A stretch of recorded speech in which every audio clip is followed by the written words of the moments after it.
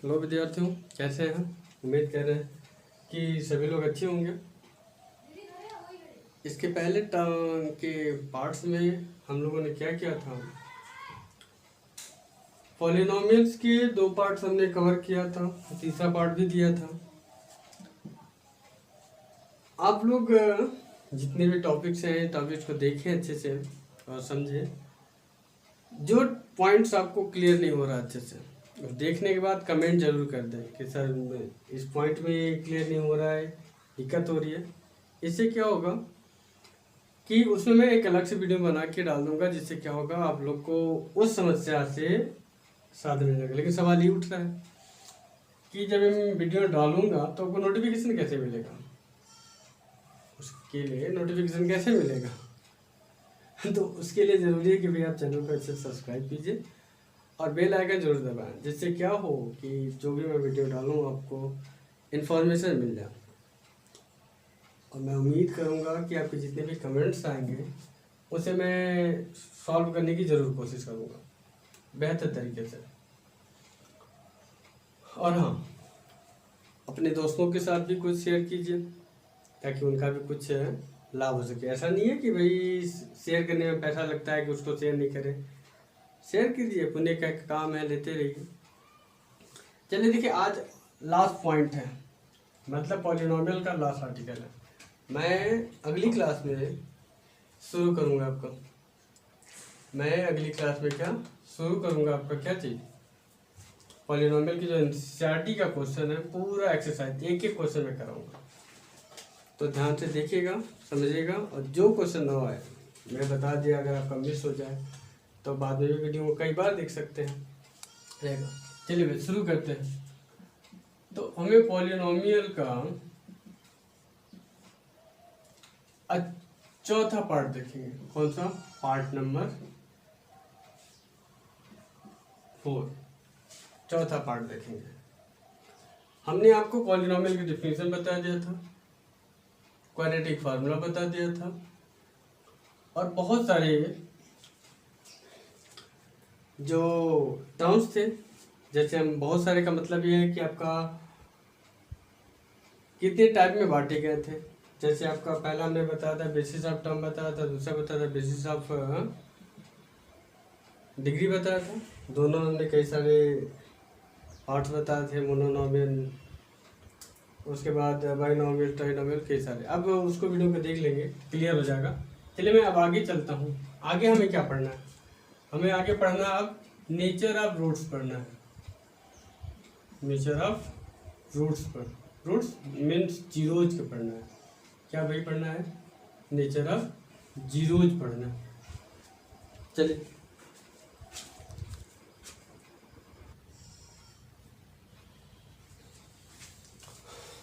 चलिए देखा जाए। नेचर ऑफ रूट्स मतलब जीरोज। देखिए, हमने जीरोज आपको बताया था। जीरोज क्या होता है? जीरोज का मतलब है कि ऐसा पॉलिनोमियल एक्स की ऐसी कोई वैल्यू, मतलब एक्स का ऐसा कोई वैल्यू हो जो पॉलिनोमियल हमारा गिवन है, उस पॉलिनोमियल की एक्स की आप पुट कर दें, मतलब जो भी वेरिएबल हो, चाहे एक्स का हो चाहे वाई का। एग्जाम्पल के तौर पर समझ लीजिए, जैसे हमने पी एक्स एक पॉलिनोमियल आपको देते हैं, x square plus 4x plus 4 दे देते हैं, एज्यूम कर लीजिए। हम यहाँ पे एक्स स्क्वायर से जो -2 है, भाई क्या है? इसका जीरोज है। -2 रख के देखिए, -2 का होल स्क्वायर, फिर प्लस 4 इंटू -2 इंटू 4। जब इसे सॉल्व करेंगे, -4 का स्क्वायर क्या हो जाएगा? 4 हो जाएगा। ये -8 हो जाएगा और प्लस 4 प्लस है भाई, देखिए ना, प्लस है। इसको जब ऐड करेंगे तो 8 -8 आ गया। इसका मतलब हम कह देंगे कि जो -2 है इसी को बोलेंगे भाई ये जीरोज है। अब सवाल उठेगा, आप कहेंगे कि सर यहाँ पे तो 2 डिग्री 2 जीरो हो जाना चाहिए। बिल्कुल सही भाई, वही तो मैं बताने जा रहा हूँ। यहाँ पे क्या हो जाएगा आपका? -2, सेम होगा। चलिए आगे देखते हैं हम लोग। नेचर ऑफ जीरोज में आप जीरोज जो पहले मैं बता चुका हूँ आपको, एक बार रिवाइज करने के लिए हमने बोला था। देखिए,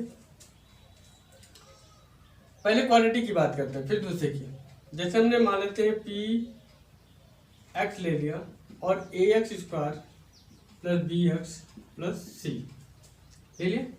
इसे क्वेश्चन फर्स्ट मान लेते हैं, मान ले भाई ना, चलिए ठीक है, अब बढ़िया। तो हमने ऐसा कर दिया। अब हम कह रहे हैं इसका जीरोज निकालना है, मतलब कि हमें नेचर समझना है, इसकी नेचर क्या हो सकते हैं। तो नेचर समझने के लिए ये जो हमारा दिया गया है, तो पहले इसके सॉल्यूशन में हमने बताया था क्वाड्रेटिक फार्मूला, आपको याद होगा क्वाड्रेटिक फार्मूला बताया था, हमने बताया था minus b plus minus under root b square minus 4ac upon 2a। तो देखिए जो यक्स है पूरा का पूरा यक्स इसी पे डिपेंड कर रहा है, ये जो रूट में रखी हुई चीज है, मतलब कि ये जो रूट में रखा हुआ है बी स्क्वायर माइनस 4ac इसी पे डिपेंड करता है कि ए पॉजिटिव आया तो पूरा पूरा वैल्यू हमारा मतलब रियल आ जाए तो पूरा पूरा वैल्यू रियल आ जाएगा। अगर ए जीरो आ जाए तो केवल b/2 बचेगा, माइनस b/2, सेम चीज मिलेगा, एक ही चीज। तो ये हमारे क्या होते हैं, टर्म होते हैं। मैं बारी बारी सभी को डिफाइन करता हूँ। चलिए भाई देखिए, जो A B square minus 4ac होता है इसी को हम लोग डी कहते हैं, D for discriminant, D for discriminant, discriminant है भाई डी, तो इसी पे डिपेंड करता है, मतलब इसे हम यहाँ पर डी, इसकी जगह पे क्या लिख सकते हैं भाई, डी लिख सकते हैं। चलिए नेचर आप देखते हैं, चलिए स्क्रीनशॉट लेके देख लीजिएगा आप लोग।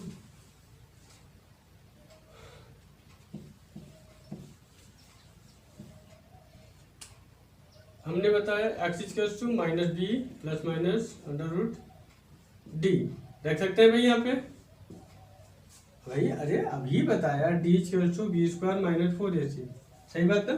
चलिए ये हमारा डी की जगह है, तो हम पूरे बी स्क्वायर माइनस 4ac जगह पर डी रख दें, हो जाएगा।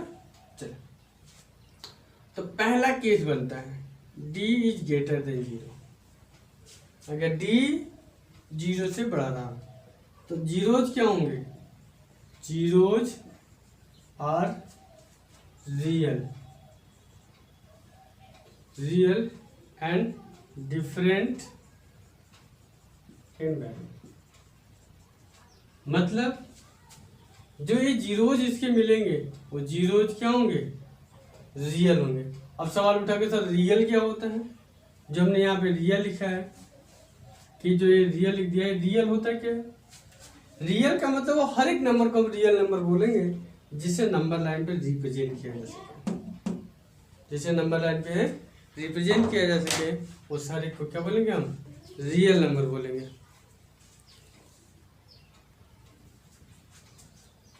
हर एक नंबर को रियल नंबर बोलेंगे, चाहे आपका -2 हो, -4 हो, -5 हो, √2 हो, √1 हो, रेशनल नंबर हो, होल नंबर हो, नेचुरल नंबर हो, सब रियल नंबर।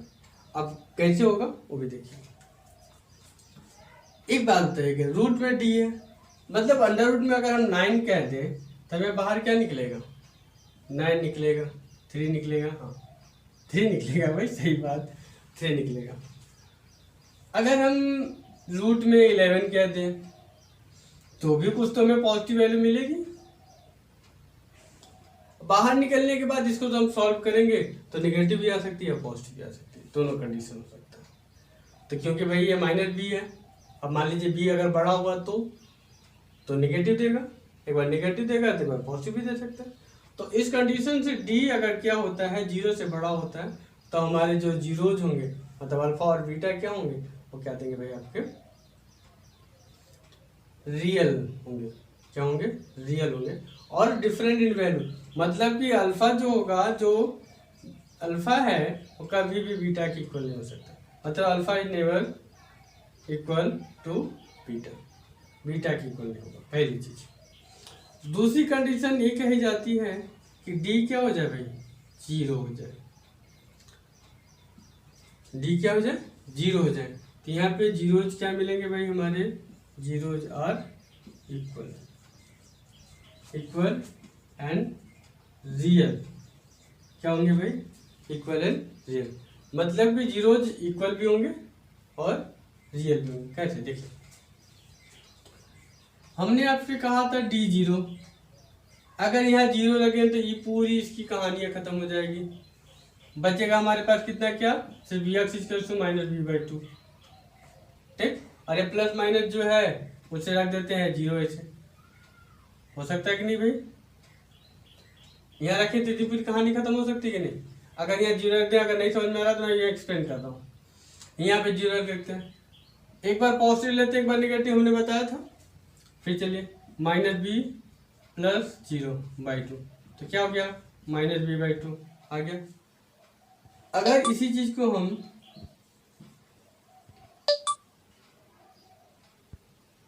सिर्फ नेगेटिव ले लें तो भी माइनस बी बाई टू आ गया, दोनों बराबर ना, तो मतलब यहाँ पे जीरो क्या होंगे भाई, आपके इक्वल होंगे।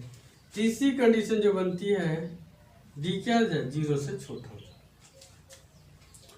जब डी जो होगा जीरो से छोटा होगा, तो एक बात हमें बताइएगा, जीरो जब से छोटा हो जाएगा तो क्या रूट से बाहर निकलेगा?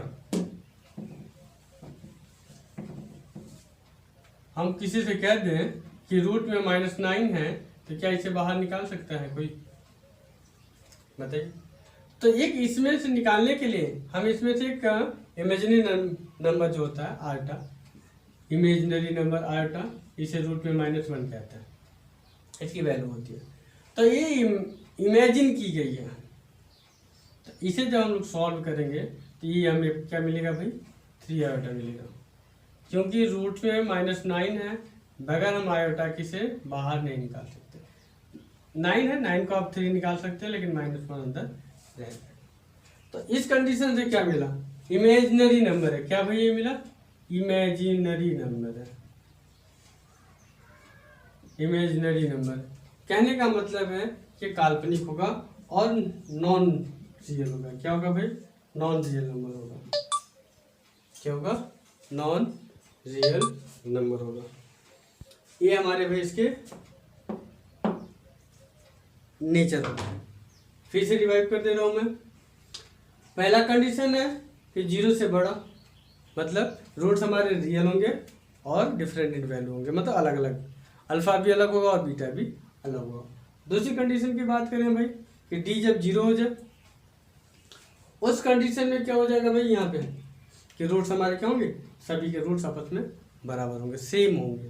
कहने का मतलब अल्फा भी और बीटा भी आपस में बराबर होंगे, ऐसे कह सकते हो आप, अल्फा इज टू बीटा, ऐसा होगा। लेकिन यहाँ पे बात करें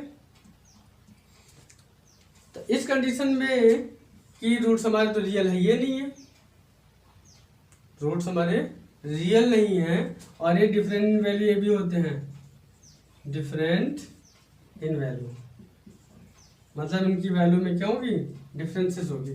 तो हम यहाँ पे कह सकते हैं कि अल्फा और बीटा क्या होंगे, एक दूसरे के बराबर तो नहीं होंगे, बट अल्फा और बीटा जो होंगे कभी भी बिलोंग नहीं करेंगे किसमें, रियल नंबर में, मतलब कि वो कभी भी रियल नंबर नहीं होंगे, ना तो अल्फा रियल नंबर होगा ना तो बीटा रियल नंबर होगा।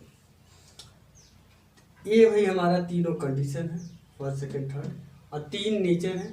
इन्हीं नेचर के जरिए हम पता कर सकते हैं क्वाड्रेटिक पॉलिनोमियल का, कि जो पॉलिनोमियल हमारा है वो क्या है, कि उसके जीरोज क्या हो सकते हैं। जीरोज कैसे निकालेंगे, जो हमारा पॉलिनोमियल है वो दिया रहेगा b² - 4ac, इस फार्मूला से लगा के हम ये चेक आउट कर सकते हैं कि जो हमारा क्वेश्चन दिया गया है उसके जीरोज क्या निकलेंगे। एग्जाम्पल के तौर पर सवाल लिखिए, चलिए इसको स्क्रीनशॉट लेके आप लोग नोट कर लीजिएगा, या वीडियो को बीच में ही पॉज करके नोट कर लीजिएगा।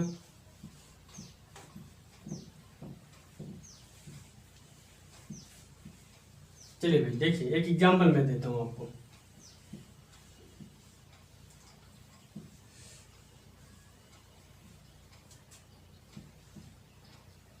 जैसे हमने दे दिया आपको polynomial px equals to x² plus 3x + 2 हमने दे दिया,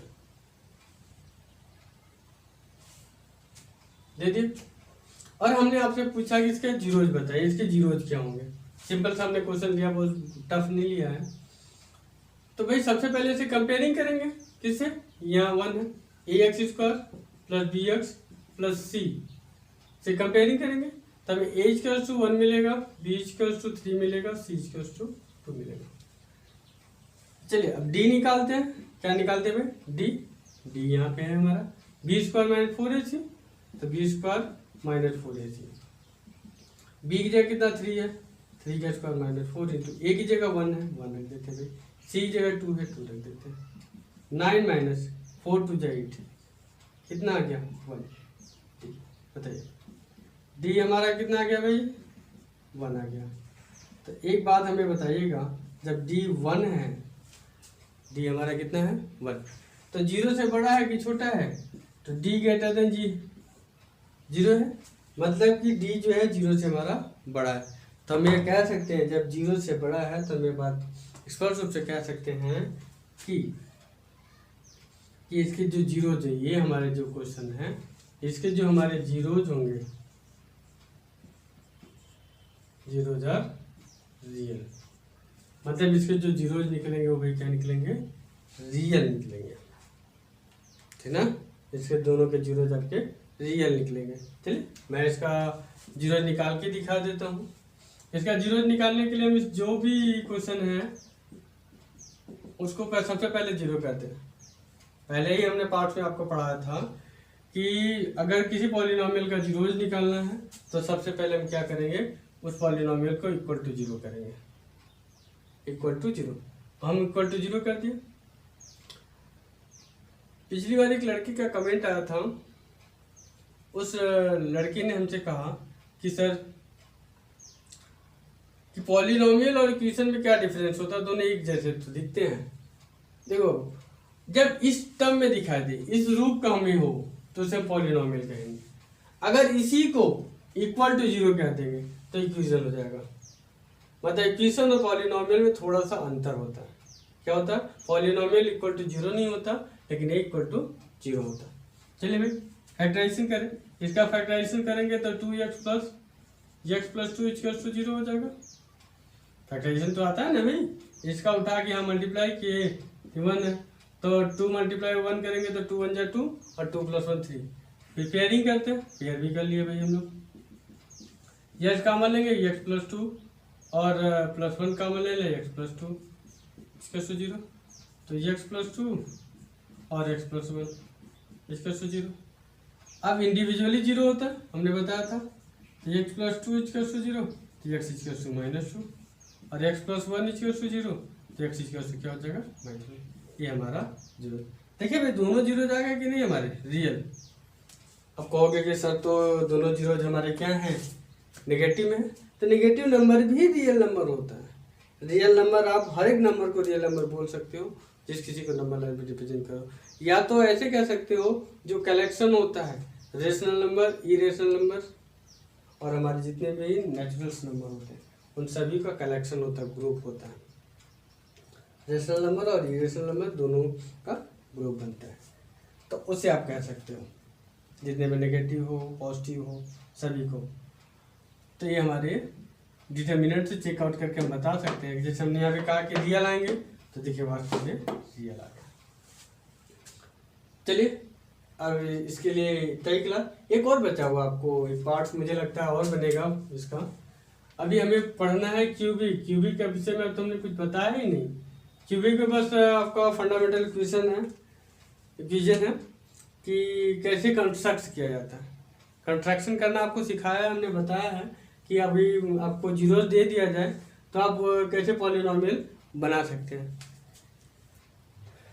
चलिए बस इस क्लास में इतना ही हम रखते हैं, क्योंकि वीडियो का लेंथ बहुत ज़्यादा लंबा हो जाने की वजह से ठीक से अपलोड नहीं हो पाता।